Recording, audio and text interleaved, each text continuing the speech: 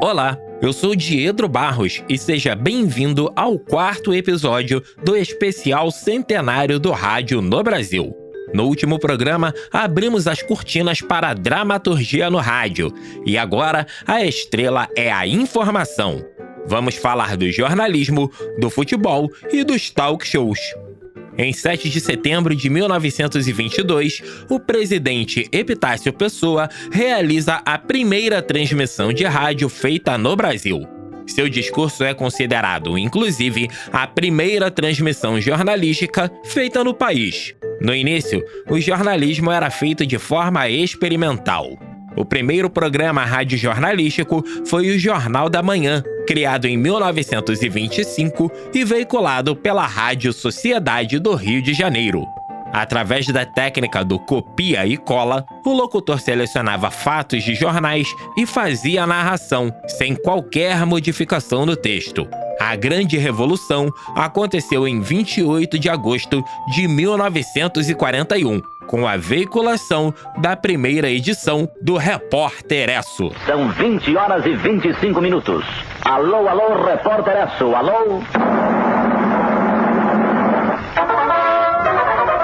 Professor 20, boa noite. Aqui fala o Repórter Esso, um serviço público da Esso, Brasileira de Petróleo e dos Revendedores Esso, com as últimas notícias da UPI desta emissora. Veiculado também em outros 14 países da América Latina, o Repórter Esso foi ao ar em diversas rádios, como a Nacional do Rio de Janeiro e a Record de São Paulo, e criou as principais bases para o jornalismo no rádio e, posteriormente, na TV. Com duração de exatos 5 minutos, o programa tinha o locutor como figura de destaque, além de horários definidos, texto específico para o rádio e união de conteúdo e métrica. O Repórter Esso ficou no ar até o ano de 1968 e sua linha editorial utilizava como base as informações da agência de notícias norte-americana Associated Press. Amigo ouvinte, aqui fala o Repórter Esso, testemunho ocular da história. A Rádio de Hamburgo, depois de transmitir o crepúsculo dos deuses durante muitas horas, acaba de anunciar: o Führer morreu. Terminou a guerra, terminou a guerra, terminou a guerra. O surgimento do Repórter Esso provocou um boom jornalístico no rádio, forçando emissoras a produzir conteúdos semelhantes e desenvolver novas fórmulas. No ano de 1948, a Rádio Continental do Rio de Janeiro criou o primeiro modelo de rádio All News, voltada exclusivamente para a cobertura de notícias, com programação direcionada para o esporte. Em 1951, a emissora voltou seus esforços para o jornalismo, criando a figura do repórter e os comandos Continental. A Rádio Continental ressurge como força atuante dentro dos moldes mais modernos do radiojornalismo do país, mobilizando a maior equipe carioca. Os comandos Continental transformaram a cobertura jornalística e a forma com que as notícias eram veiculadas. Os repórteres acompanhavam os acontecimentos ao vivo e in loco, se mantendo no ar durante toda a cobertura do fato. A Continental foi a primeira rádio a cobrir o Carnaval do Rio de Janeiro em 1951, transmitindo os desfiles diretamente da Avenida Rio Branco. A Portela se sagrou campeã não oficial com o enredo A Volta do Filho Pródigo, e o Império Serrano conquistou o Carnaval oficial com o samba 61 anos de República. A parte mais importante da nossa história, se não nos falha a memória, foi aonde seus grupos notáveis deixaram suas rúbricas, através dos 61 anos de... O formato All News voltou a se popularizar no Brasil em 1991, com a inauguração da CBN, Central Brasileira de Notícias, do Grupo Globo, e em 2005, com o início da transmissão da Rádio Band News, emissora do Grupo Bandeirantes. Outubro de 1991. Começa aqui uma cadeia que se formará em todo o Brasil e vai transmitir 24 horas por dia. Tudo de importante que acontecer em sua cidade, no país e no mundo. Está formada a CBN, Central Brasileira de Notícias, o rádio. A Notícia na velocidade do som. Esta é a Band News FM. Você sintoniza no rádio em São Paulo, Belo Horizonte, Rio de Janeiro, Porto Alegre, João Pessoa, As transmissões esportivas tiveram um papel fundamental na história da radiodifusão. Gagliano Neto foi o primeiro radialista a narrar ao vivo uma partida da seleção brasileira de futebol, no Sul-Americano de 1935. Na Copa do Mundo de 1938, Gagliano foi o principal responsável pela transmissão, direto da França, para rádios como a Cruzeiro do Sul de São Paulo e do Rio de Janeiro.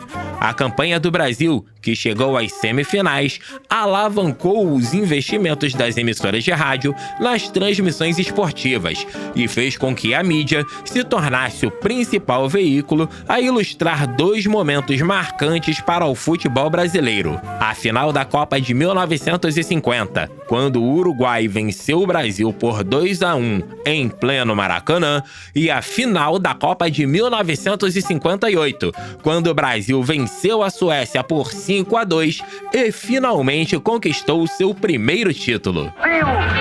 Campeão do mundo!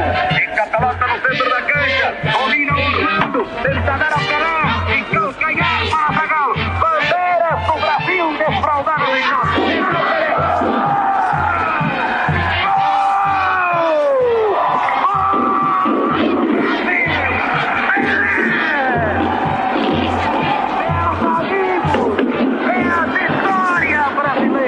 Um aspecto importante da relação entre o rádio e o futebol foi a consolidação do esporte e dos clubes como uma manifestação cultural.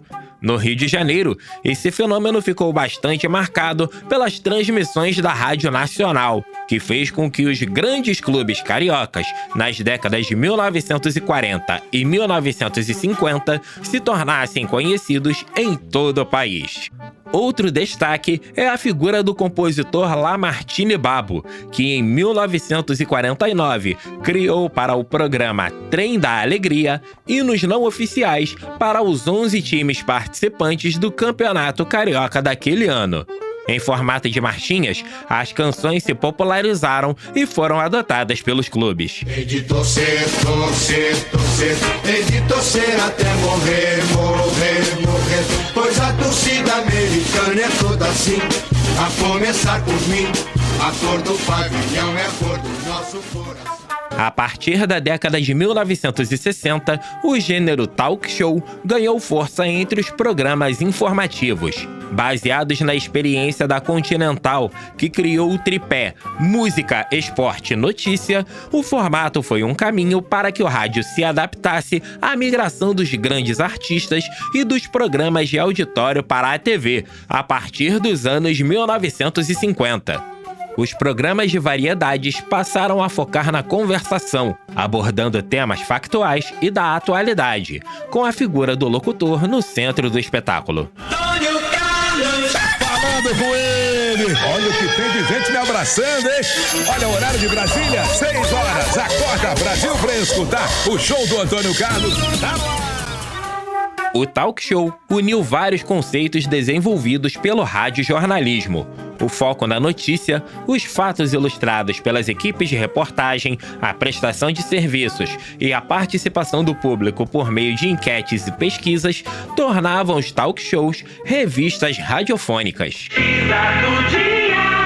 Oferecimento de Elite Jeans Sport, um agito em roupas masculinas e femininas. Bom, o tema de hoje da pesquisa do dia é este. O Banco Central afirma que a falta de troco em moedas de 50 centavos de um cruzeiro no comércio se deve aos bancos. A primeira pergunta é se você faz questão de receber o troco exato.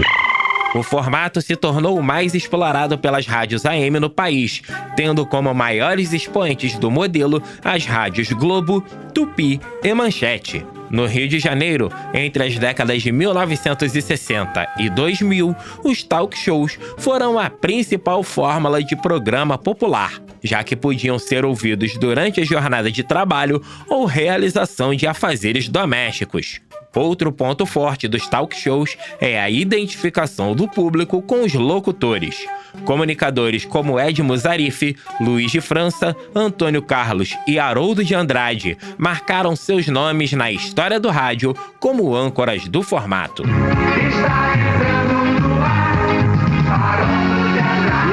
Bom dia, companheiros da produção, e vamos logo anunciando os destaques de hoje, as entrevistas, os debates, as reportagens que teremos o prazer de apresentar até o meio-dia. Neste quarto programa, você acompanhou 3 grandes áreas da história do rádio que unem a informação e o entretenimento: o jornalismo, o futebol e os talk shows. No 5º e último episódio da série, vamos falar do futuro do rádio e das heranças da plataforma para as novas mídias. Nos encontramos na próxima. Até lá! Você ouviu o podcast especial do Centenário do Rádio no Brasil. Textos e apresentação de Edro Barros. Produção Rádio Erge. Realização Centro de Tecnologia Educacional, CTE.